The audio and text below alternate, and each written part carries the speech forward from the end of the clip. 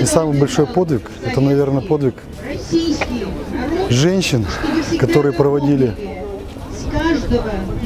на фронт своих мужей, детей, отцов, ждали их дома, каждый день работая, каждый день от себя отрывая каждую кроху, посылая это все на фронт, для того, чтобы им там было хоть немножко теплее, и чтобы они могли отстоять нашу Родину.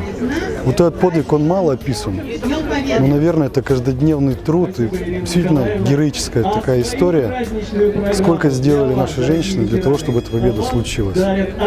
Такого труда представить себе сегодня не каждый может. Голодные, холодные, не доедая, не досыпая, они ковали победу и ждали своих близких дома.